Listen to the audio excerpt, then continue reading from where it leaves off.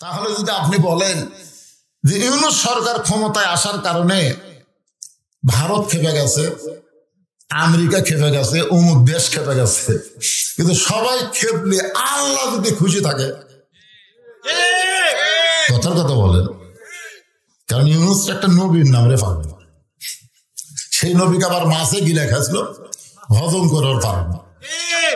আমরা বর্তমানে যে ইউনূসকে ক্ষমতার চেয়ারে বসাইছি, ওই ইউনূসকে যতই চেষ্টা করুক কেউ গিলা খাবার পারবে না, খালেও হজম করবার পারবে না, আবার উগলা ফেলা দেওয়া লাগবে। তোর কোন কথা ঠিক কিনা? বোঝেননি মালটা কি এখন বুঝতেছেন না? ইউনূস নবীরে খাইল মাছেতে গিলিয়া, ফেরেশতা পাঠাইলেন আল্লাহ ইসমে আজম দিয়া, দমে দমে সে হরদম পড়ে সে ইসমে আজম, মাছেরই উদর হইতে বাঁচাইলা প্রাণ। সবাই বলেন আল্লাহ আল্লাহু, তুমি জাল্লি জালালুহু, শেষ করা তো যাই না গিয়ে তোমার গুণগান। আলহামদুলিল্লাহ।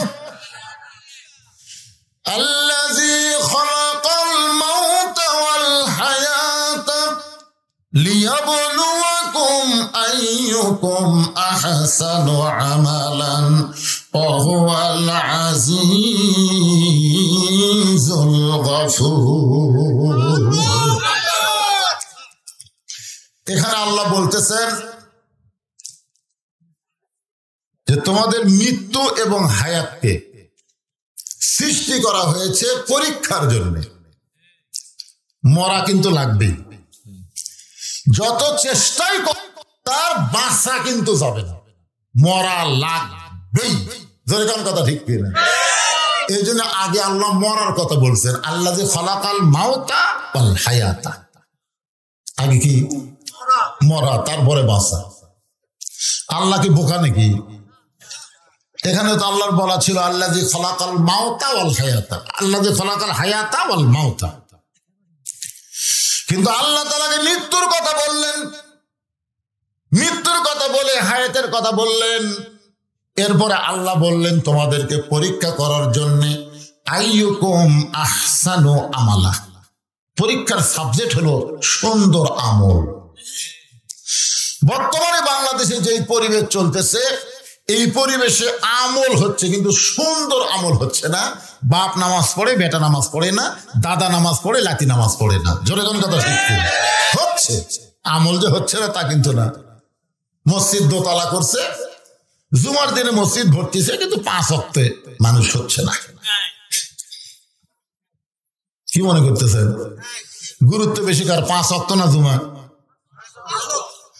কেউ যদি জুমার নামাজ বাদ দেয় তাকে কাফের বলা যাবে না, কিন্তু অন্য 5 ওয়াক্ত নামাজের 1 ওয়াক্ত নামাজ, মান তারাকা সালাতু মুতাম্মিদান ফাকাত কাফার, ইচ্ছা করে 1 ওয়াক্ত নামাজ যে বাদ দিবে সে অবশ্যই কাফের হয়ে যাবে। চিন্তা করে দেখেন, আমল যে হচ্ছে না তা কিন্তু না, কিন্তু সুন্দর আমল হচ্ছে না।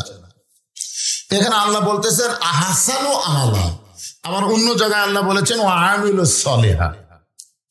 ওয়া আমিলুস সলিহা মানে নেক আমল। বাপ পড়ে, বেটা পড়ে না, বাপ মনে মনে চিন্তা করে আমি জান্নাতে যাব, আমি তো পড়তেছি, কিন্তু কোরআন বলতেছে কু আনফুসাকুম ওয়া আহলিকুম নারা, জাহান্নামের আগুন থেকে যদি বাঁচতে চাও তুমি একলা বাপ বাঁচলে হবে না, তোমার আহাল পরিবারকে নিয়ে বাঁচা লাগবে না। তাহলে সুন্দর আমল যদি আমরা করতে চাই, সুন্দর একটা পরিবেশ লাগবে।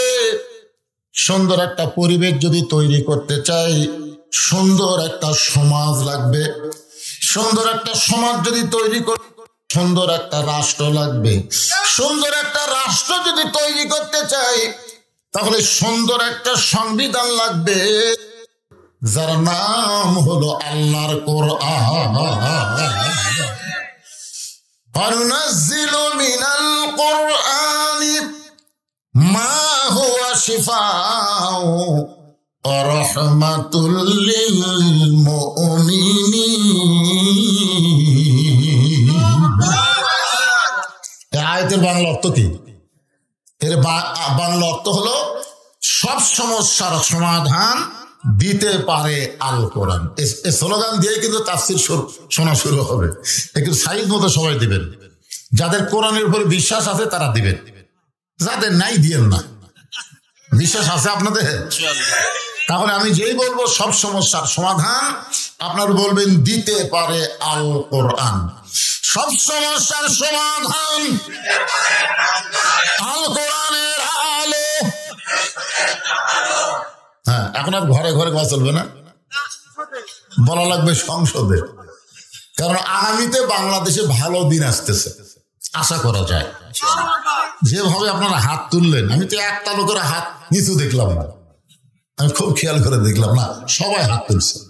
কারণ আপনারা আওয়ামী লীগ করেন আর বিএনপি করেন আর যে দলই করেন, জাতীয় পার্টি জামাত যেটাই করেন, কোরআনের মাহফিলে যখন আইছেন তখন আপনারা আর ভিন্ন দল নাই, সবাই এক দল হয়ে গেছেন।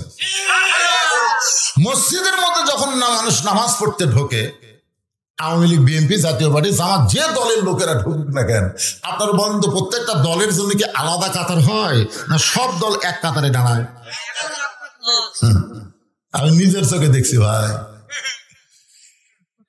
নিজের চোখে দেখছি। ডান পাশে আওয়ামী লীগ, বাম পাশে বিএনপি, মাঝখানে জামাত। আওয়ামী লীগ চার গোল সামনে গেছে, জামাত দিয়েছে টান দিয়ে বলতে কে ভাই কাতার দেখো ভাই, গোড়ালির সাথে গোড়ালি মিল করো। বিএনপি যদি পিছনে থাকে পিছিয়ে ঠেলা দেখো ভাই, পায়ের গোড়ালির সাথে গোড়ালি মিল করো ভাই। জামাত বিএনপি আওয়ামী লীগ গোড়ালির সঙ্গে গোড়ালি মিল করে কাতার সোজা করা দেখে ফেরেশতাকে আল্লাহ, এরা ভাইরা ভিন্ন দল, ভিতরে এক কাতার। আল্লাহ বলতেছে আমার আইন যেখানে চলবে সেখানে কোনো দল থাকবে না, সব দল এক কাতার হবে। তাহলে এই মুহূর্তে আমরা কোনো দল করব না, একটাই দল হবে আমাদের কোরআনের দল। জোরে না, তারপরে সামিয়ানের বেড়ায় যায় যা ইচ্ছাতেই করে। কিন্তু এর ভিতরে যখন আসেন তখন এক দল হয়ে বলা লাগবে আল কোরআনের আলো সংসদে যাবে। কারণ সংসদ হলো ট্যাঙ্কি, বোঝেন না? ট্যাঙ্কি বোঝায় 2 কোটি লিটার পানি আটে ঢাকা ওয়াসা কোম্পানি একটা ট্যাঙ্কি বানাচ্ছে। 6টা ডিপ টেবল ট্যাঙ্কির পানি তুলতেছে, ওই ট্যাঙ্কির পানি আবার পাইপের মাধ্যমে প্রত্যেকটা বাসায় বাসায় সাপ্লাই দিচ্ছে। একদিন গভীর রাত্রে ষড়যন্ত্র করে ভারতের শয়তান আর বাংলাদেশের নাস্তিকেরা ওই ট্যাঙ্কির ছাপনা খুলে একটা মরা মোষ ওর মধ্যে ঢুকে দিছে। এখন মোষটা আস্তে আস্তে ফুলে ফুলে গলে গলে ওই পানি মাধ্যমে মিশ্রণ হয়ে পাইপের মাধ্যমে প্রত্যেকটা বাসায় বাসায় পানি চলে যাচ্ছে। আর বাসার লোকেরা গিলাসের মধ্যে পানি নিয়ে বলতেছে ওয়াসাকাহুম রাব্বুহুম শারাবান তাহুরা। আয়াত পাঠ করতেছে আর পানি পান করতেছে। আপনার বলেন তো পানি পাক না পাক? তুমি যতই কোরআন পড়ো পানি পাক হবে না, কারণ ট্যাঙ্কির মধ্যে ময়লা আছে। এই নামই হলো সংসদ। জোরে কোন কথা ঠিক না? আপনি সংসদের মধ্যে শয়তানদেরকে আর ঘরে ঘরে কোরআনের আলো জ্বালাবেন, এখানে কখনোই সম্ভব না। বরং সংসদ পরিষ্কার করতে গেলে, ট্যাঙ্কি পরিষ্কার করতে গেলে আল্লাহর কোরআন লাগবে। জোরে কোন কথা ঠিক না? এই সংসদকে ট্যাঙ্কি মনে করে এবার একটা ঝাড়িয়া স্লোগান দেবেন, জনগণ বুঝুক পাবলিক কি জিনিস। আল কোরআনের আলো, কোরআন হাদিস দুনিয়ার মুসলমান।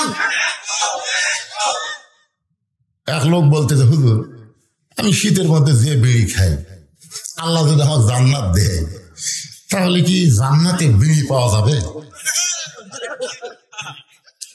এখন এখানে আওয়ামী লীগ বিএনপি তারা চিন্তা করতে দেখে রে সংসদের মধ্যে যদি কোরআন যায় তাহলে আমাকে কি হবি রে?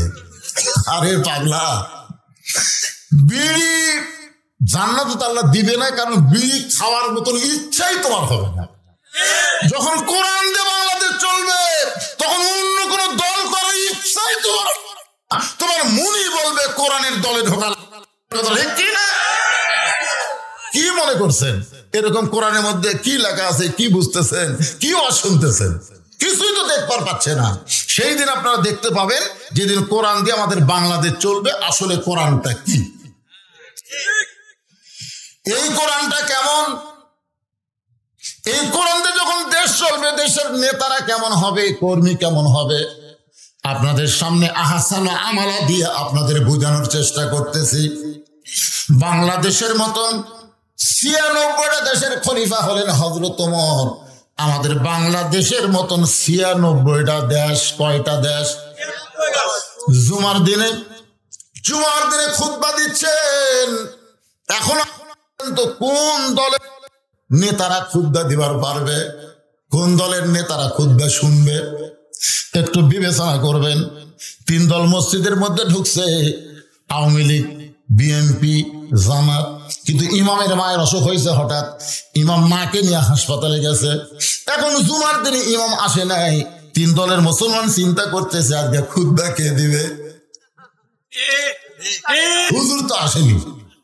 এখন জামাত ইসলাম এসে আওয়ামী লীগের নেতা বলতেছে, ভাই তোমার দল যখন ক্ষমতা আছে তুমি খুতবা দাও। আওয়ামী লীগ নিচের দিকে তাকা বলে, ভাই ভাষণ দিবার পারি রে, কিন্তু হ্যাঁ ভাষণ দিবার পারিস, খুতবা দিবার পারিস না। তো বিএনপি বলতেছে, ভাই কি করবেন ভাই, আপনি না হয় যান। না রে ভাই, অত কথা বলিস করে, যেখানে জামাত ইসলাম আছে সেখানে হামা করে কথা লিখবে। ও বাবা, হযরত ওমর যখন খুতবা শুরু, এমন সময় মাঝখান থেকে একজন মুসল্লি দাঁড়িয়ে বলতেছে, আমিরুল মুমিনিন আপনার খুতবা আমরা শুনবো না। ওমর ফারুক বলেন, আমার অপরাধ কি? বলে, আপনার অপরাধ হলো আমাদেরকে খাটো পাঞ্জাবি দিয়ে আপনি লম্বা জুব্বা পরে খুতবা দিচ্ছেন। আমাদেরকে খাটো পাঞ্জাবি দিয়ে জুব্বা পরেছেন। এই লম্বা জুব্বা কেমনে পেলেন, কোথায় পেলেন, আপনার গায়ে কেমনে দিলেন, এটা যতক্ষণ পর্যন্ত না বলবেন ততক্ষণ আপনার খুতবা আমরা শুনবো। বাংলাদেশের মতন কয় দেশ? ৯৬টা দেশের খলিফা, তাকে খুতবা বন্ধ করে দিয়েছে খালি জুব্বা লম্বা হওয়ার কারণে। ওমর ফারুকের চোখ দিয়ে দর দর করে পানি পড়তেছে, আর মুখটা মুচকে মুচকে হাসতেছে। পানি পড়ার কারণ হলো, আল্লাহর কোরআন দিয়ে যখন দুনিয়া চলবে, নেতা যদি ভুল করে একটা সাধারণ মানুষ পর্যন্ত ভুল ধরার সাহস পাবে। আর মুখটা মুচকে মুচকে হাসি হওয়ার কারণ হলো, এই ভুল দেওয়ার সাহস যতক্ষণ সাধারণ মানুষের থাকবে ততদিন কোন খারাপ নেতা বাংলাদেশে আসতে পারবে না। ধরে ধরে কথা ঠিক কিনা? আপনারা বলেন তো, 15.5 বছর ভুল ধরে পারছেন? হযরত শেখ হাসিনা কথা পর্যন্ত কয়নি। আমরা কি করবো ভাই, একটা ভালো কথা বলবার গেলেও আমরা চারিদিকে আগে তাকাছি। কি দেখতেছেন ভাই? দেওয়ালেরও কান আছে। আপনার বলেন তো, দেওয়ালের কান আছে? মানে হাসিনার এত ভয় ঢুকছিল হকের ভিতরে, না জানি কখন ধরে নিয়ে যায়। একটু শুনবেন, এমন সময় আব্দুল্লাহ ইবনে ওমর 30 পারা কোরআনের হাফেজ, 6 লক্ষ হাদিসের হাফেজ। চিন্তা করে দেখেন নেতার বেটার যোগ্যতা কি? 30 পারা কোরআনের হাফেজ, 6 লক্ষ হাদিসের হাফেজ। ওমর ফারুকের ছেলে বাবার পাশে দাঁড়ায় বলতেছে, রে নবীর সাহাবীরা, আজকে আমার বাবার জুব্বা লম্বা দেখে তোমরা লোকমা দিয়া বাবার খুতবা বন্ধ করে দিলে। কিন্তু তোমরা কি জানো, তোমরা যখন ঘুম পাড়ো তখন আমার বাবা ঘুমাই না। যেদিন থেকে আমার বাবা মদিনার খলিফার দায়িত্ব পাইছে, সেদিন থেকে আমার বাবার চোখে আর কোনো ঘুম নাই। আমার মা বলে, স্বামী গো, একা একা আপনি বাহিরে ঘোরেন, আপনার অন্তরে কি ভয় ডর লাগে না? অন্তত আপনার ছেলেকে সঙ্গে করে নিয়ে ঘুরবেন। ওমর ফারুক বলে, বিবি রে, আমি খলিফা দায়িত্ব পেয়েছি, আমার ছেলে তো আর দায়িত্ব পায় নাই। আমি খলিফার দায়িত্ব আল্লাহ আমাকে দিয়েছে, আমার ছেলে তো পায় নাই, আমার জন্য ওকে কেন কষ্ট দিব? ও বিবি শোনে নাও, কোরআন দিয়ে যখন রাষ্ট্র চলবে, হঠাৎ করে একটা কুকুর যদি না খেয়ে মারা যায়, হাসরের আদালতে আল্লাহ ওমরকে ছাড়বে না। আত্তাকুল্লাহ হাক্কা তুকাতিহি, আল্লাহর ভয় এমন ভাবে কলিজার মধ্যে ঢুকে গেছে, চোরের মতন চুপি চুপি একা একা হযরত ওমর ঘুরতেছে। হঠাৎ দেখতে পাই মদিনার মরুভূমির মধ্যে তাঁবু টাঙ্গাইয়া, ওই তাঁবুর মধ্যে 2টা ছোট্ট বাচ্চা মা বলছে, আর বলে মা ক্ষুধা লাগছে, তাড়াতাড়ি খাবার দাও। মা বলতেছে বাবা গোস্ত সিদ্ধ হলেই তোমাদের খাবার দেব, একটু ধৈর্য ধরো। ইন্নাল্লাহা মা'আস সাবিরিন।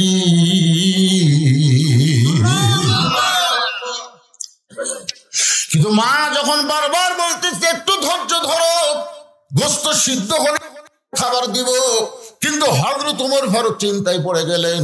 একটা দুম্বার গোস্ত হলে বড় জোর 8 ঘন্টা লাগবে, উটের গোস্ত হলে বড় জোর 1 ঘন্টা লাগবে। এত গভীর রাত হয়ে গেল, এখন পর্যন্ত গোস্ত সিদ্ধ হয় না। এটা কিসের গোস্ত? লোকমা দিয়ে আমাকে জানতে হবে। ওমর ফারুক তাবুর কাছে গিয়ে বললেন, মা তোমার 2টা বাচ্চা ক্ষুধার জ্বালায় কান্দে, তোমার মনে কি দয়া হয় না? এখন পর্যন্ত তোমার গোস্ত সিদ্ধ হয় না, তুমি এমন কি গোস্ত সিদ্ধ করতেছ? মেয়েটা বলে, পথিক আমার বাড়ি হলো ইয়ামিন দেশে। আমি শুনতে পাইলাম মদিনার খলিফা ওমর অত্যন্ত ভালো মানুষ।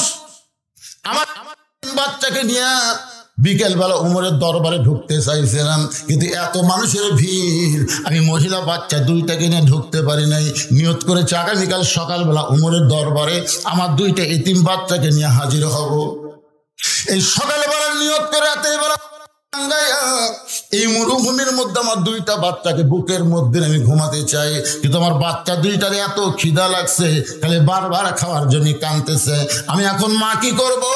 সান্ত্বনা দেওয়ার জন্য পাতিলে পাতের পাথর দিয়া, পানি আর পাথর দিয়া নিচে আগুন জ্বালায় বলতেছি, বাবা গোস্ত সিদ্ধ হলেই তোমাদের খাবার দেব। আর বলতেছি ধৈর্য ধরো। এই ধৈর্য ধরতে ধরতে আমার 2টা বাচ্চা হয়তো ঘুমায় যাবে, কিন্তু এত খিদা বেশি, আমার 2টা বাচ্চা ঘুমাবার পারতেছে না। আমার মনে হয় আগামীকাল সকাল পর্যন্ত আমার 2টা বাচ্চার ক্ষুধার জ্বালায় বাঁচবে না। সঙ্গে সঙ্গে হযরত ওমর বললেন, মা একটু ধৈর্য ধরো, একটু ধৈর্য ধরো, আসল জায়গায় বিচার দিও না মা, একটু ধৈর্য ধরো, আসল জায়গায় বিচার দিও না। আপনারা বলেন তো আসল জায়গা কোনটা? শেখ হাসিনা এত নির্যাতন করেছে, 13 বছর অন্যায় ভাবে কোরআনের পাখিকে হাসপাতালে বন্দি করে রাখছে। বাংলার সমস্ত জনগণ বিশ্বাস করে আল্লামা সাঈদীর কোনো অপরাধ নাই। বিনা অপরাধে 13 বছর জেলখানায় বন্দি করে রেখে আক্রোশীর তৃষ্ণা মিটল না। জেলখানা থেকে বের করে তাকে হাসপাতালে নিয়ে গিয়ে পরিকল্পিতভাবে হত্যা করা হলো। এমনকি তার জানাজায় পর্যন্ত বাধা দেওয়া হলো। তখন মানুষ দেখলো বাংলাদেশের জজ কোর্ট, হাইকোর্ট, এইগুলোকে বিচার দিয়ে কোনো লাভ নাই, এগুলো সব হাসিনা দখল করছে। বাংলার জনগণ গায়েবে জানা যায়, গায়েবানা জানা যায়, আল্লাহর কাছে বিচার দিল, আল্লাহর কাছে। যার এই কোর্ট কাছে বিচার দেওয়া কাম হবে না, আসল জায়গা। ওই হুজুরি বলেছিলেন একদিন গাছের গোড়ায় এমন ভাবে নাড়া দিবে, দিল্লির মামু বাড়ি গিয়ে পড়বে, ইন্দুরের গর্ত খুঁজে পাবে না বাংলার জমিনে। জনগণ কথা ঠিক কিনা? আসল জায়গায় বিচার। ওমর ফারুক বললেন না, একটু দৌড়ে গেলেন। বাংলাদেশের মতন 96টা দেশের খলিফা এক দৌড়ে বাইতুল মালের দরজায়, আসলাম দরজা খুলে দাও। আসলাম দরজা খুলে বলে, আমিরুল মুমিনিন। এমন করে কানতে কানতে আপনি দৌড়াইছেন। ওমর ফারুক, আসলাম রে একটা খাবার বস্তা আমার মাথায় উঠে দে। আসলাম বলতেছে, আমিরুল মুমিনিন বস্তা কোথায় নিয়ে যাওয়া লাগবে হুকুম দেন, আমি মাথায় করে বস্তা নিয়ে যাবার চাই। ওমর কান্দে বলে, আসলাম একজনের পাপের বোঝা একজন মাথায় নিলে হবে না, দে আমার বস্তা উঠে দে। বিশাল একটা খাবার বস্তা যখন ওমরের মাথায় উঠে দেয়, ওমর ফারুক জোরে জোরে যখন বস্তা নিয়ে দৌড়ায়, পিছন থেকে আসলাম বলে, আসলাম বলতেছে, আমিরুল মুমিনিন এমন ভাবে আপনি দৌড় দিলে পড়ে যাবেন, আপনার কষ্ট হবে। ওমর সময় মতো যদি যাবার না পারি, এই ওমরকে আল্লাহ জাহান্নামের আগুনে পড়ে ছারখার করে দিবে। এক দৌড়ে তাবুর কাছে গিয়ে বললেন, মা মা তাড়াতাড়ি রুটি তৈরি করো, হালুয়া তৈরি করো। মহিলা রুটি আর হালুয়া তৈরি করে ওমরের হাতে যখন দেয়, ওমর দুইটা বাচ্চাকে উরাতের উপরে নিয়ে রুটি ছিঁড়ে হালুয়া দিয়ে যখন মুখে তুলে দেয়, বাচ্চা দুইটা তাকায় ফ্যাল ফ্যাল করে দেখে ওমরের চোখ দর দর করে পানি পড়তেছে। চোখের পানি মুছে দিয়ে বলে, কে গো এই গভীর রাত্রে বাবার দরদ নিয়ে আমাদেরকে এমন ভাবে রুটি হালুয়া খাও? তুমি কে গো? তোমার কি পরিচয়? তোমার মতন ভালো মানুষ এই দুনিয়াটার কেউ নাই। ওমর কান্দের বলে, আল্লাহ এই অধমকে জাহান্নামের আগুন থেকে তুমি বাঁচিয়ে দাও। তাবুর ভিতর থেকে মা চিল্লায় বলে, পথিক,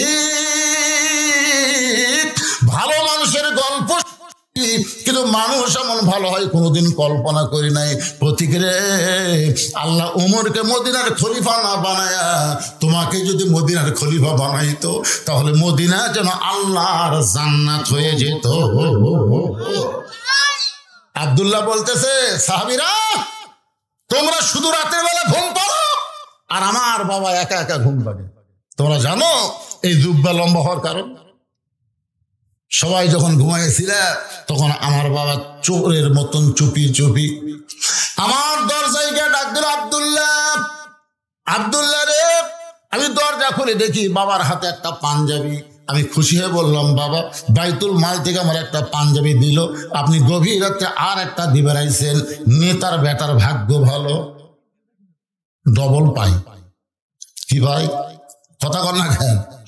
আমাদের বাংলাদেশের নেতাকে বেটার মোশন দেখছেন? হায় হায় রে, সামান্য একটা ওয়ার্ড লেভেলের নেতা। আগে চলাচ্ছিল অটো ভ্যান, এখন চলে R15। এত মোশন। আর বাংলাদেশের মতন 96টা দেশের খলিফা সন্তান বলতেছে, বাইতুল মাল থেকে আমার একটা দিছে আর একটা দিবে রাইছেন।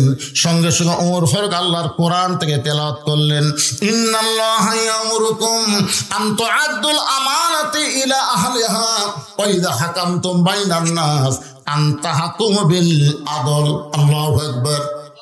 আব্দুল্লাহ, তুমি কেমনে মনে করলে একটা পাঞ্জাবি বছর একটা দিবারাইছি এইটা আমার ভাগে পড়েছে? বাবা আমি গাড়িতে দেখলাম এত ছোট পাঞ্জাবি পরে আমি আগামীকাল খুতবা কেমনে দেব? তোমার কাছে আইছি, তোমার কাপড়টুকু একটু আমাকে দান করে দাও। আমি আব্দুল্লাহ আমার কাপড় বাবাকে দান করার পর বাবা যখন দুইটা কাপড় নিয়ে যায়, আমি পিছনে পিছনে রওনা দিলাম। বাবা ঘরের মধ্যে ঢুকে তার পাঞ্জাবি আমার পাঞ্জাবি একত্র করে লম্বা জুব্বা বানায় এখন খুতবা দিচ্ছে। এখন বলো খুতবা শোনা যায় কিনা যায়?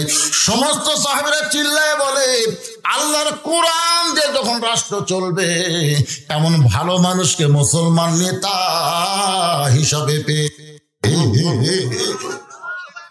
তাহলে এই কোরআন দিয়ে বাংলাদেশ চলুক, এটাকে আপনারা চান? তাহলে নেতা ভালো পাবেন। এখন নেতা যদি ভালো পান, কর্মী কেমন হবে? কর্মী কেমন ভালো হবে? এটা আজকে পুরুষ কর্মীদের ওয়াজ করবো না, আমি একটা নারী কর্মীর জীবনে তুলে ধরবো। কারণ অনেক মা এসেছে, তাদের বসার জায়গা হচ্ছে না। আর এই জন্যই নারী কর্মীর কথা বলবো, কারণ নারীরা যদি ভালো হয়ে যায় তাহলে বাংলাদেশে আর সিজার থাকবে না। জোরে করার কথা ঠিক কিনা? আর সিজার করা বাচ্চা মানে অস্থির। আমরা উপরে যেগুলো বসে আছি সবগুলো নর্মাল। নর্মাল বুঝেন, বাচ্চা হওয়ার টাইমই বাচ্চা হয়। আর সিজার করা মানে টাইম না হতে কাটে বার করে দেখি ঘুমই ভাঙেন। আপনারা বলেন তো এটা কোন মা যে মা সিজার করে? কি বলবো প্রসবের কথা, মা বিনে সেই ব্যথা কেউ তো বুঝিবে না। মাজন ঠেকিয়া সন্তানের দায়, অকালে মা মারা যায়, কেন সে মায়ের ভক্তি করবা না? মায়ের পায়ের তলে জান্নাত, জোরে কোন ঠিক কিনা? কোন মায়ের সিজার করা? আমার মায়ের আছে অনেক। ইসলামে একটা নারী কর্মী কেমন হয়, একটা নারী কেমন হওয়া দরকার। আজকে বাংলাদেশের মাদেরকে ভালো হলে আমরা ভালো বাচ্চা পাবো। আর ভালো বাচ্চা পাইলে আগামীতে বলা লাগবে না, এরা নিজেরাই কোরআনের কর্মী হবে। জোরে কোনো কথা ঠিক কিনা? এখন তো সব ব্যবসায়ী আছে, এই ব্যবসায়ীগুলো সাইজ করা খুব কঠিন। সেই জন্য একটা মা যদি ভালো হয়, সন্তান আল্লাহর ওলি হয়। সবাই একটু জিকির করেন ভাইজান। আমার একটু ডায়াবেটিস তো, মুখটা শুকে বেশি যাচ্ছে। জি হ্যাঁ, একটু জিকির করে, একটু পানি, পানি, চা, চা না, চা আমি খাই না, পানি খাই। জি সবাই একটু জিকির করেন, লা ইলাহা লা ইলাহা ইল্লাল্লাহ, লা ইলাহা ইল্লাল্লাহ। মহব্বত আল্লাহর জিকির করতে কি রে? আপনারা যে জিকির করতেছেন এটা কি দয়াল বাবার জিকির? এটা কার জিকির কন? আরো জোরে বলেন।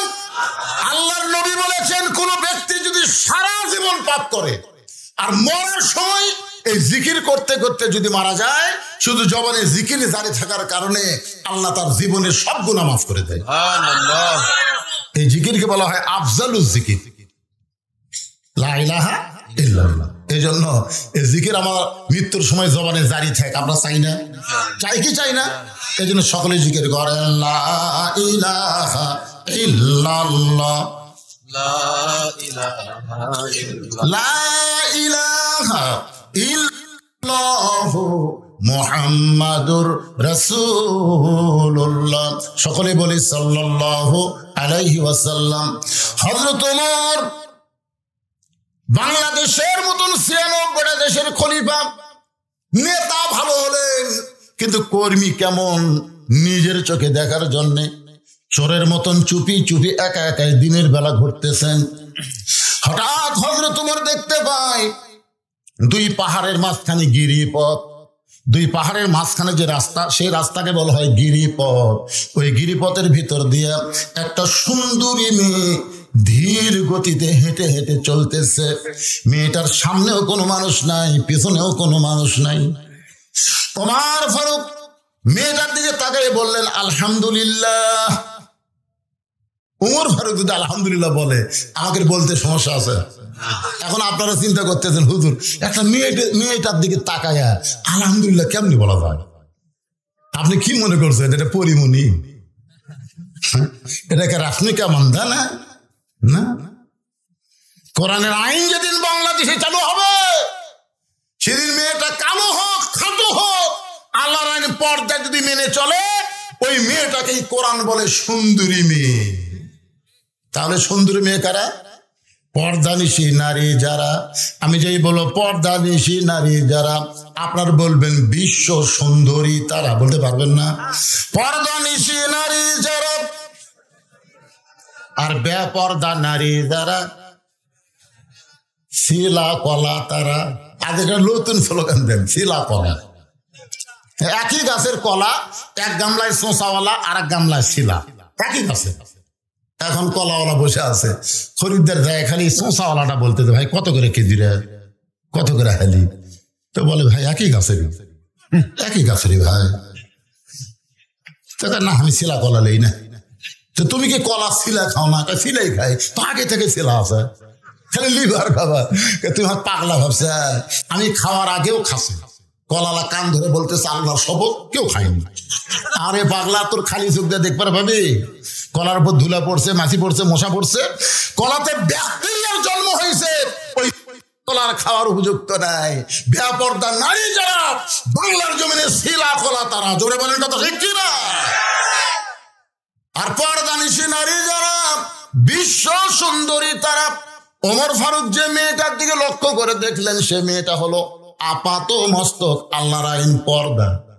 ওমর ফারুক মেয়েটার নিকটে গিয়ে বললেন, মা, এই নির্জন পথে তুমি একা একা চলতেছো, তোমার সামনেও কোনো মানুষ নাই, পিছনেও কোনো মানুষ নাই, তোমার অন্তরে কি কোনো ভয় ডর লাগে না? মেয়েটা বলে, পথিক তুমি হযরত ওমরকে চেনো? মেয়েটা হযরত ওমরকে বলতেছে, পথিক তুমি কি হযরত ওমরকে চেনো? যদি হযরত ওমরকে চিনতে তাহলে এরকম বেয়াসাইদা প্রশ্ন করতে না। ওমর ফারুক বললেন, মা কি বেয়াসাইদা প্রশ্ন? বলে, বেয়াসাইদা প্রশ্ন হলো, আল্লাহর কোরআন দিয়ে যখন রাষ্ট্র চলবে, পৃথিবীর এক প্রান্ত থেকে আর একটা প্রান্তে একটা মহিলা যাবে, তার কলিজার মধ্যে আল্লাহ ছাড়া অন্য কারো ভয় থাকবে না। আজকে ২০০০ টাকার জুতা আপনি যদি চাপাপুর কেন্দ্রীয় মসজিদে নামাজ পড়বার দান জোহরের, আপনি সত্যি করে বলেন তো, জুতা কি দরজা থবেন না হাতত নেবেন?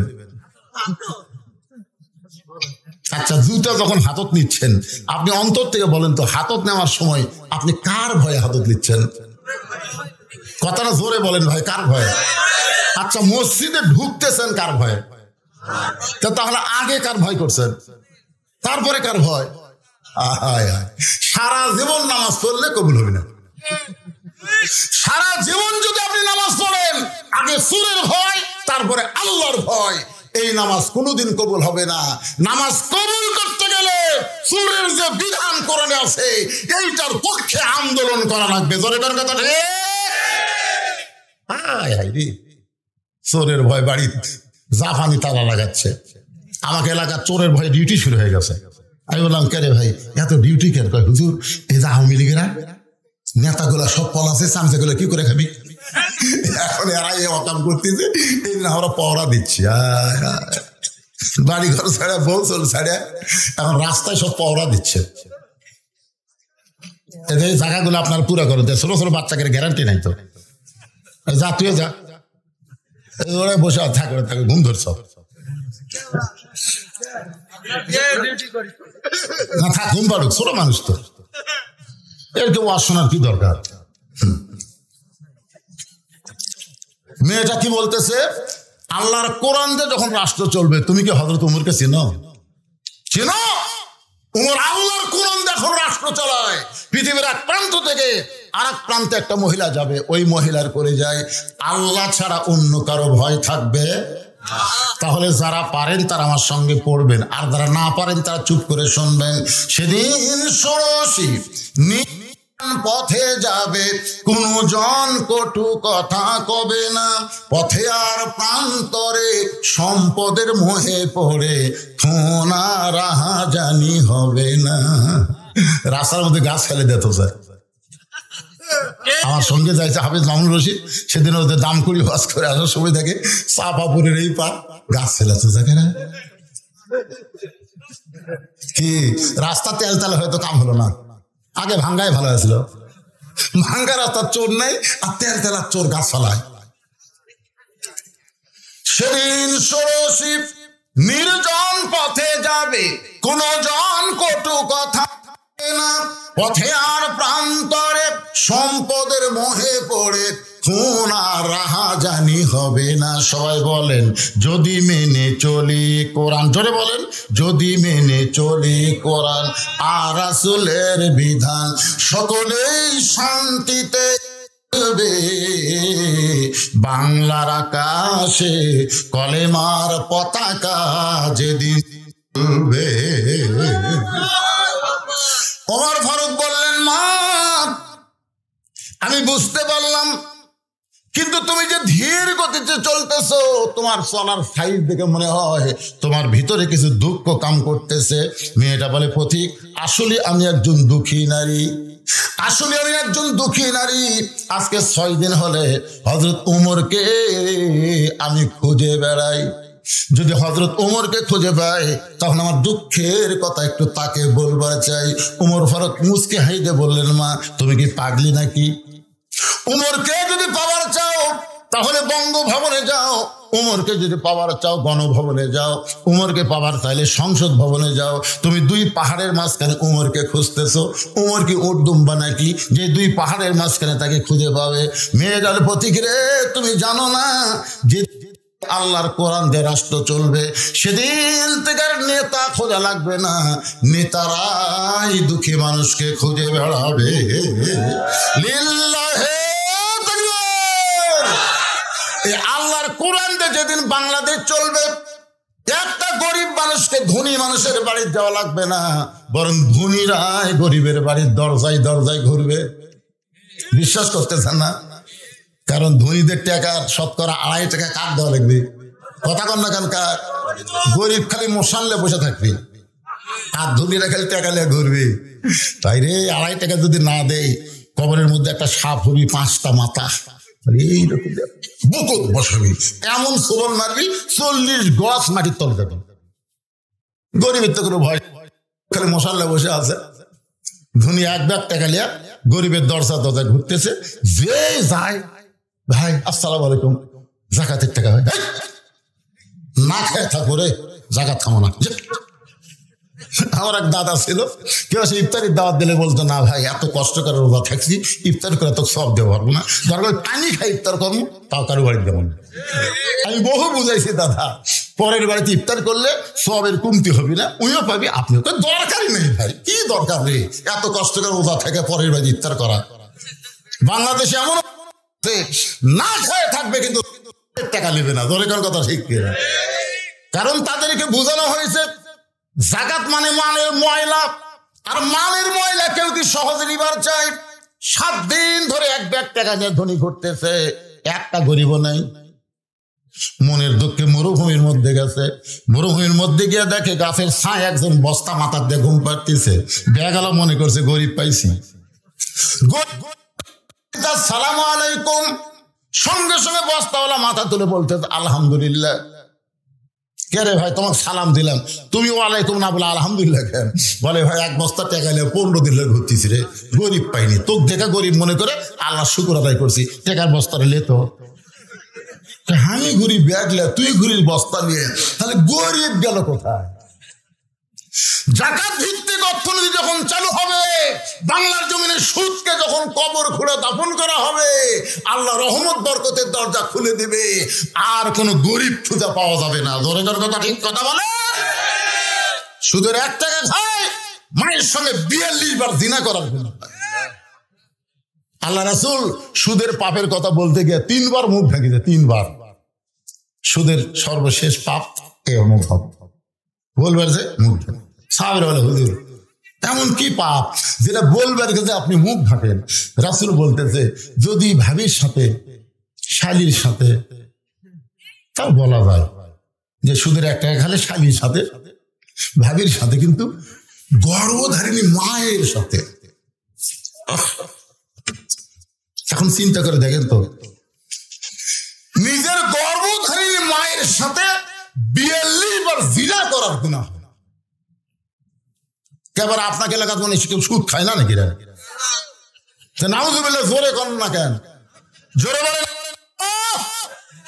আল্লাহর কোরআন দিয়ে যখন রাষ্ট্র চলবে, তখন বাংলার জমিনে সুদকে দাফন করা হবে, যাকাত ভিত্তিক অর্থনীতি চালু হবে। জোরে কি না?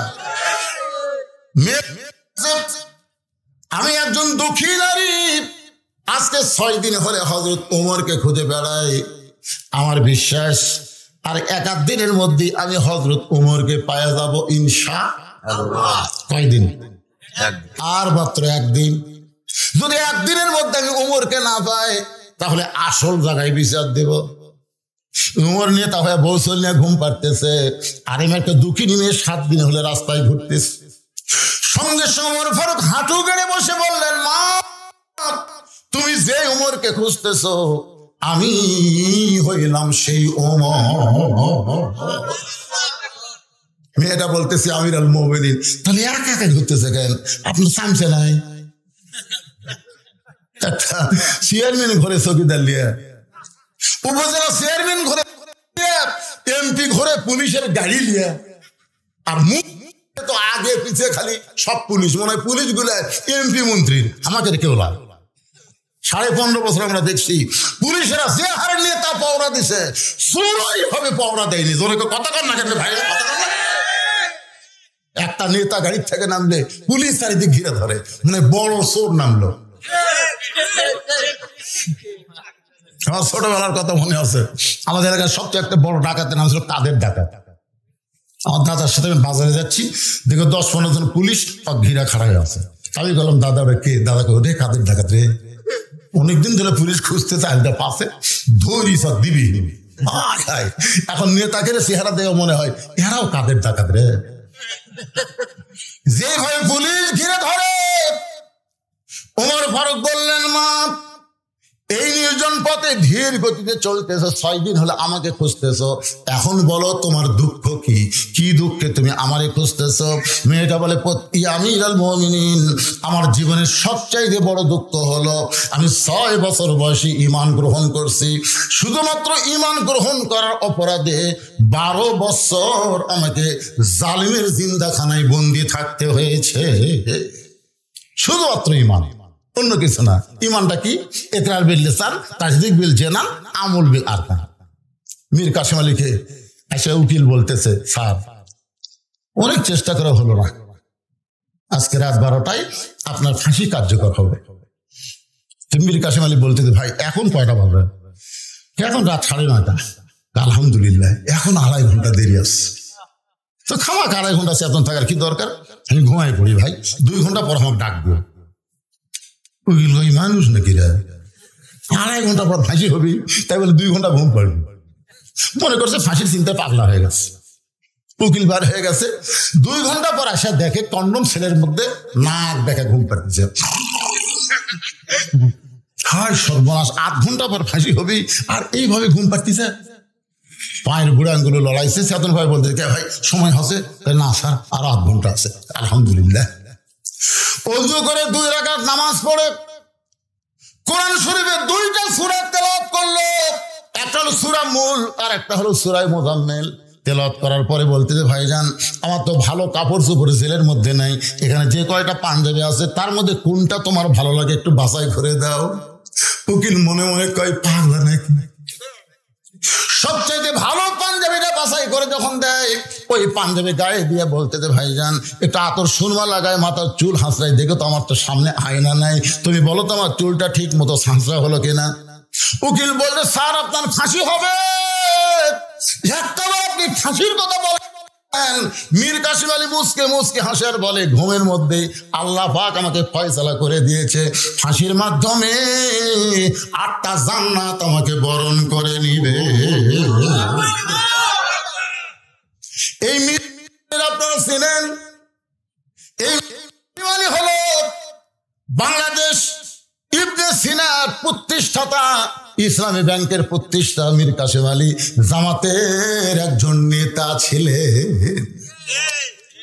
বাজান, তারা রাষ্ট্রপতির কাছে বাঁচার দরখাস্ত কোনোদিন করে নাই, কারণ তারা জানে অন্যায় ফাঁসি দেওয়া হয় সে কোনোদিন মরবে না। আল্লাহ কোরআনে বলেছেন, ওয়ালা তাকুলু। এই কয়েকটা ছাত্র সামনের পরিবেশ নষ্ট করে দিলে, কয়টা ছাত্র।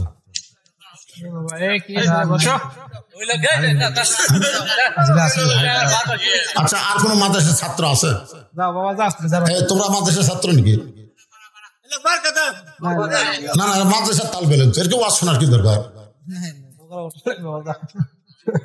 কিছুক্ষণ পর পর একটা করে উঠবি আর যাবি।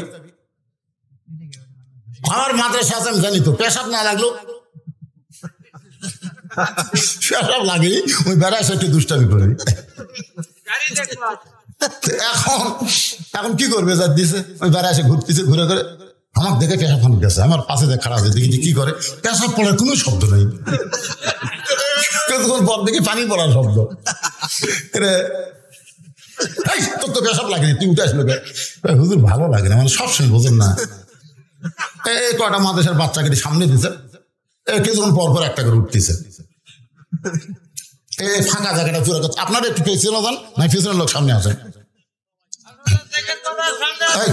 না না, ফাঁকা জায়গাটা পুরো করেন, সামনে ফাঁকা তুই কেমন দেখা যায়, ফাঁকের মধ্যে শয়তান বসবি যায়, এই জন্য ফাঁকাটা, হ্যাঁ ফাঁকাটা পূর্ণ করে। আর কোনো মাদ্রাসার ছাত্র আছে দেখেন তো, আর কেউ আছে নাকি?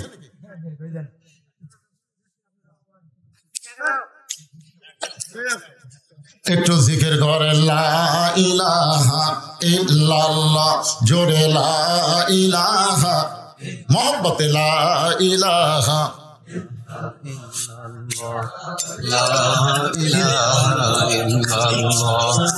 লা ইলাহা ইল্লাল্লাহু মুহাম্মাদুর রাসূলুল্লাহ সাল্লাল্লাহু আলাইহি সাল্লাম। মেয়েটা বলতে 6 বছর বয়সে ঈমান গ্রহণ করেছি, শুধু ঈমান গ্রহণ করা অপরাধে 12 বছর আমাকে জেলখানায় বন্দি জীবন কাটাতে হয়েছে। সকালবেলা 3টা করে চাবুক মারছে, বিকালবেলা 3টা করে চাবুক মারছে। আমার দেহের এমন কোন জায়গা নাই যে জায়গায় চাবুকের আঘাত লাগে নাই। আমিরুল মুমিনিন, আমি যে জালিমের জেলখানায় বন্দি ছিলাম ওই দেশের নাম হলো রোম দেশ। ওই দেশের নাম কি? কিন্তু আপনি যখন রোম পারস্য দখল করলেন, আমি জেলখানার মধ্য থেকে শুনতে পাইলাম আপনি কোরআন দিয়ে রাষ্ট্র চলাবেন বলে জেলখানার দরজা মুক্ত করে দিলেন। এখন জেলখানার দরজা মুক্ত হওয়ার পরে সবাই তার আপন ঠিকানায় চলে গেছে, কিন্তু আমি কোথায় যাব? আমার দাদা হলো খ্রিস্টান, আমার বাপ হলো খ্রিস্টান, আমি যে দেশে জন্ম নিয়েছি তারাও হলো খ্রিস্টান। এখন খ্রিস্টানদের দেশে না গিয়া আজকে 6 দিন হলে আপনাকে খুঁজতেছি। যদি আপনাকে দেখা পাই, এই দুঃখিনী মেয়েটা আপনার কাছে একটু আশ্রয় চায়। ওমর ফারুক মুস্কি মুস্কি হাসলেন। মেয়েটা হেলে বলতেছেন, আমিরুল মুমিনিন, কথা না বলে আপনি কি করতেছেন? ওমর ফারুক বললেন, মা আমি তোমাকে আশ্রয় দিবার পারবো না, তবে শুনে নাও, ইসলাম তোমাকে অধিকার দিয়ে দিছে। আপনারা বলেন তো, ইসলামে নারীর অধিকার কম না বেশি? আমার মায়েদেরকে ভুল বোঝাবে ভোটে রাখ দিয়ে। কোরআনের দলক দান ভোট দিও না, বাড়ির থেকে গেলে বাইরে ভোট দিবি না। কোরআনের দলক ভোট দিলে তোরা জুয়া খেলে পারবো। কোরআনের দলক দান ভোট দিস না, ফজরের সময় কিন্তু 5 হাত বেড়া তুলবি রে, ল্যাপের মধ্যে ঘুম পারবো। 5 হাত কাপড় খুলে 5 টাকার বাড়ি মারে নামাজ কায়েম করে, খবরদার। এটাকে ভোটের আগে বুঝাবি? বুঝে লাভ নাই, বুঝে লাভ নাই। জনগণ বুঝেছে মুক্তির সনদ হচ্ছে আল্লাহর কোরআন। জোরে বলেন কথা ঠিক? একটু একবার নামাজ ধরেন, একবার শত চেষ্টা করলো আপনাকে কেউ আর নামাজ থেকে ফিরাতে পারবে না। ধরেননি থেকে আপনার কাছে কঠিন লাগতেছে। যারা নামাজ ধরেছে ফজর আযান, তাদের কাছে কত মধুর লাগে জানেন? আর সালাতু খায়রুম মিনান নাম শোনার সাথে সাথে বিসমিল্লাহ বলে কম্বল ফেলে দিয়ে লেপো কাজ লাত্তি মেরে ঠান্ডা পানি দিয়ে উজু করে। তারপরে যখন জুতা ফিতা পাও দেয়, মসজিদ দিকে রওনা দেয়, ফেরেশতা বলে আল্লাহ আল্লাহ, এই শীতের মধ্যে ল্যাপ কম্বল ফেলে দিয়ে ঠান্ডা পানিতে উজু করে তোমার বান্দা মসজিদে যায়, এই বান্দার রেজাল্ট কি? আল্লাহ বলতেছে, বদরের যুদ্ধে যদি আজকে থাকতো, ওই বদরের যুদ্ধের সৈনিক হয়ে যেত। কি মনে করছেন ভাইজান? শত চেষ্টা করলো আপনাকে নামাজ থেকে বের করে পারবে না, কারণ নামাজ আল্লাহর এমন একটা ইবাদত, এক জগ পানির মধ্যে 1 মুষ্টি চিনি দিয়ে ঘন্ট মারলে ওই চিনি যেমন পানির মধ্যে বিলীন হয়ে, নামাজি বান্দা আল্লাহর মহব্বতে নিজের অস্তিত্বকে বিলীন করে দেয়। জোরে কোন কথা ঠিক কিনা? মেয়েদেরকে ভুল বুঝাবে, কোরআনের দলক ভোট দেন না, ওই মার্কা বাদ দিয়ে কাম করবেন। আজকে আমার মায়েরা শোনেন, ইসলামে আপনাদের কত অধিকার আপনাদেরকে শোনানো বোঝানো হয়নি বলে আপনারা ভুল বুঝতেছেন। মা ওমর ফারুক বললেন, মা ইসলাম তোমাকে অধিকার দিয়েছে। মেয়েটা বলতেছে, আমিরুল মুমিনিন, এই সময় ইসলাম আমাকে কি অধিকার দিল? বলে, তোমার বয়স কত? বলে 18 বছর। 6 বছর বয়সে ঈমান গ্রহণ করেছে, 12 বছর জেলখানায় বন্দী ছিলাম। ওমর ফারুক বলেন, বহু অধিকারের মধ্যে 1 নম্বর অধিকার হলো ভালো একটা ছেলের সঙ্গে বিবাহ বসা।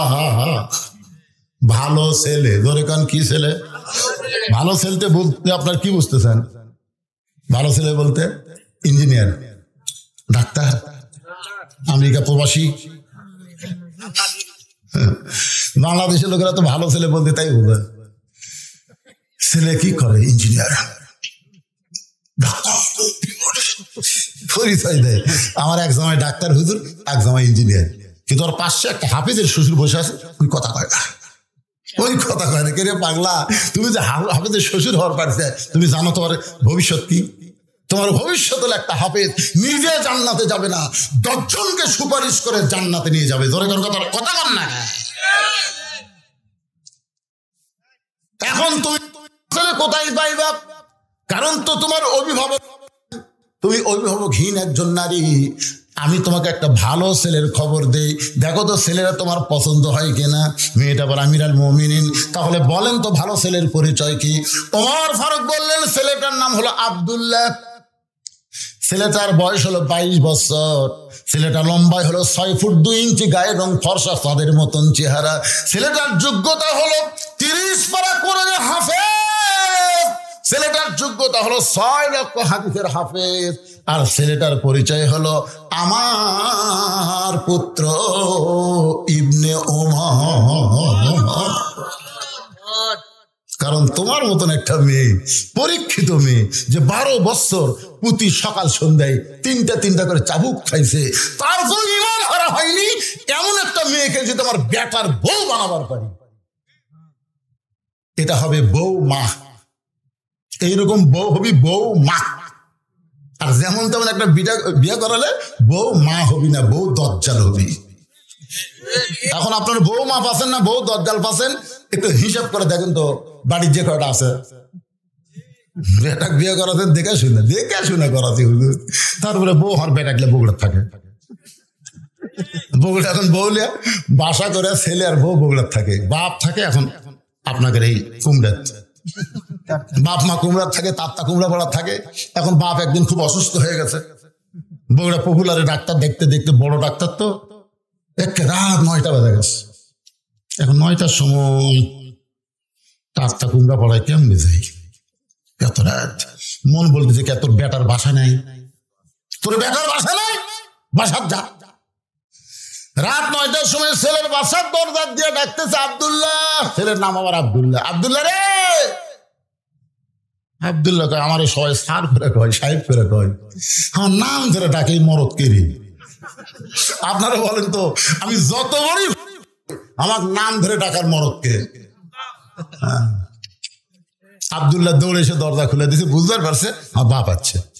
দরজা খুলে বলতেছে বাবা এত রাত্রে ঠেকাও পড়েনি, কিন্তু বিপদ। হোটেলত খাবার খাসি, থাকার জায়গা নেই, তোর কাছে তোর বাড়ি একটু থাকতে পারছি, টাকা দিব না। আব্দুল্লাহ হাত ধরে বলতেছে আব্বা আপনি এত গরম হয়ে থাকবেন, বইয়ের আসলের তলে মাথাতে থাকিস, বউ যা খাই তাই। বাবের মুখ চাপে ধরছে, বইয়ের তো ভয় আছে, বলেন না বইয়ের ভয় করে। রেস্টরুমে বসায় বলে আব্বা একটু বসেন, বসায় বিলাই যেমন ইন্দুরের কাপ আস্তে আস্তে সুরসুর করে বইয়ের কাছে ফিস করে বলতেছে আমার বাপ আছে। শুনিনি তুমি কি মনে করছো আমার কান ঠসা? তো কোনোদিন বাবা আসে না রে, আজকে বিপদে পড়ে যাচ্ছে, বাবা আসে একটু খাবার দাও, আমার মাথা ব্যথা না, পিঠ শিরশির করতেছে, আমি পারতেছি না, তুমি দাও দাও। আব্দুল্লাহ বাবার সামনে এসে দাঁড়ায় বলতেছে বাবা কই অসুস্থ, তারপরে খাওয়া লাগবে কে, থাকার জায়গা দিয়ে। তো বাবা তাই বলে কি খাবেন না, বলে খাওয়ার দরকার নাই। রাত 9টার সময় বাবা না খাইয়া ঘুমায় গেছে। রাত যখন 11টা বাজে তখন আব্দুল্লাহর শালা বইয়ের ভাই দরজায় এসে ডাকতেছে, শেফালি আপা। সঙ্গে সঙ্গে কম্বল ফেলে দিয়ে মারছে লাভ। আব্দুল্লাহ তাকায় দেখে কম্বল আছে, বউ নেই। দরজা খুলেই বলতেছে ভাই এত রাত্রে কোথায় ছিলি? বলে ক্রাম বোর্ড খেলতে খেলতে রাত হয়ে গেছে, এখন একটু ঘুমাবার চাই। বোন বলতে তুই কি পাগল হয়েছিস? তুই না খাইয়া ঘুমাইলে আমি ঘুমাবার পারবো না, আয় আয় টেবিলের কাছে আয়। ডাইনিং চেয়ারে বসে টেবিলে 5 প্রকারের তরকারি, গরম ভাত, সব গরম টরম করে ভাইয়ের সামনে দিয়ে বলতেছে খা ভাই, তুই না খাইলে কিন্তু আমার পরিবারের শান্তি নাই। আব্দুল্লাহ ঘরের ভিতরে চিন্তা করে 9টার সময় আমার বাবা মাথা বেদনা, পিঠ শিরশির করে, আর 11টার সময় তোমার ভাই বার হয়ে দেখে 5 তরকারি গরম ভাত, শালার মাথা বইয়ের হাত। কয় তরকারি? 5 তরকারি গরম ভাত, শালার মাথায় বইয়ের হাত দিয়া আদর করে বলতেছে আর এক টুকরা লে ভাই, আর ওটা নে। সঙ্গে সঙ্গে আব্দুল্লাহ বাবার ঘরের জানলার কাছে 0 বাল্বের আলোতে দেখে বাবার মুখটা শুকনা দেখতে পায়। ওয়াকাদা রাব্বুকা আল্লা তা'বুদু ইল্লা ইয়াহু ওয়া বিল ওয়ালিদাইনি ইহসানান। আল্লাহর ইবাদতের পর 2 নম্বর দায়িত্ব হলো বাপ মার প্রতি ইহসান কর, দয়া কর। যে বাবা নিজে না খায় আমারে লেখাপড়া করাইলো, যে বাবা মাটির বিছনায় থেকে আমারে খাট বানায় দিল, আজকে সেই বাবা আমার না খায় ঘুম পাড়তেছে, আর আমার শালার সামনে 5 তরকারি গরম ভাত। লিয়াবলুয়াকুম আইয়ুকুম আহসানু আমালা। আব্দুল্লাহ এখন তো সুন্দর আমলের পরীক্ষা হবে। তোর বাপ না খায় ঘুম পাড়তেছে, আর তোর শালা 5 তরকারিতে ভাত খাচ্ছে, তুই এখন কি করবি? আব্দুল্লাহ সব বন্ধ করছে, কারণ চোখ না বন্ধ করলে ভালো জিনিস দেখা যায় না। চোখ বন্ধ করে দেখি উটি বলা একটা বেলান আছে, উটি বলা, শহরের বাসা তো লাঠি খেয়ে নাই ভাই, তো উটি বলা একটা কাঠের বেলান আছে। চিন্তা করতেছে বউ কিছু বলা যাবে না, নারী নির্যাতনের আইন আছে, বিবেক বলতেছে কেরে পাগলা, করা যাবি না কেন? তুই পিছন দিকে তাকে দেখ, ওই যে উঁচে হয়ে আছে, উঁচের মিডল পয়েন্টে বিসমিল্লাহ একটা বাড়ি মারবো, একটা হজের সব পাবো। দুটা মারলে দুটা হজ, কিন্তু নিচেও মারবো না, উপরেও মারবো না, একটা মিডল পয়েন্টে মারবো, কারণ এখানে মারলে কাউকে দেখাবার পারবি না। আস্তে আস্তে বইয়ের পাশে আইছে, বউ বুঝবারই পারে নাই, খালি ভাইকে বলতেছে আর এক টুকরা নেই, কারণ ভাই বাপ বোন যখন আসে তখন কিন্তু কোনো দিকে আর খেয়াল থাকে না। ধরে এখন ঠিক নিজের ভাই, নিজের বাপ, নিজের বোন, আর স্বামীর ভাই, স্বামীর বোন, স্বামীর বাপ, কোনো দিকে খেয়াল নেই, খালি আর এক টুকরা নেই।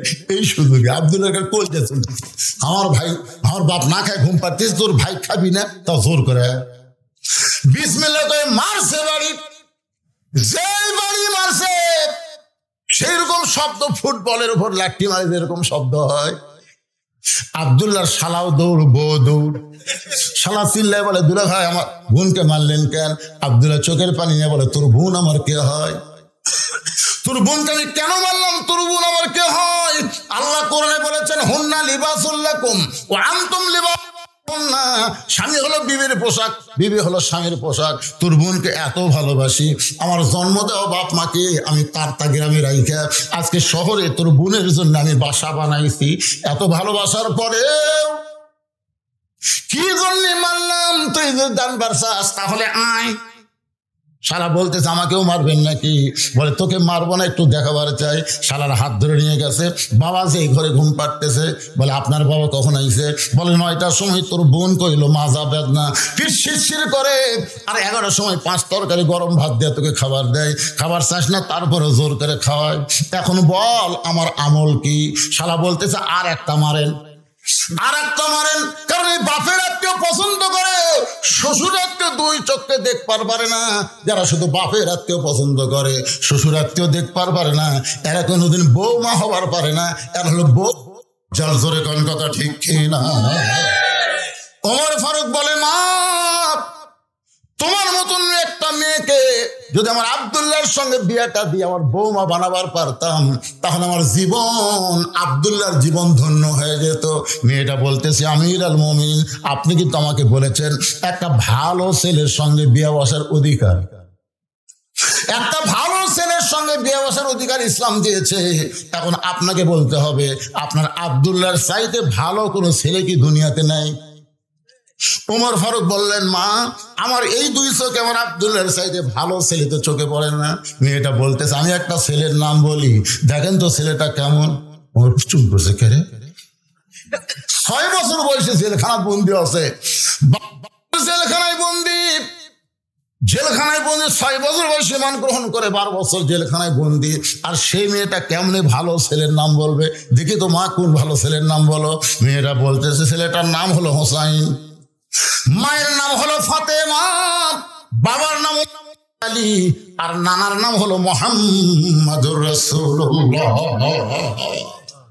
এখন আপনি বলেন, এ হোসাইন ভালো না আব্দুল্লাহ ভালো?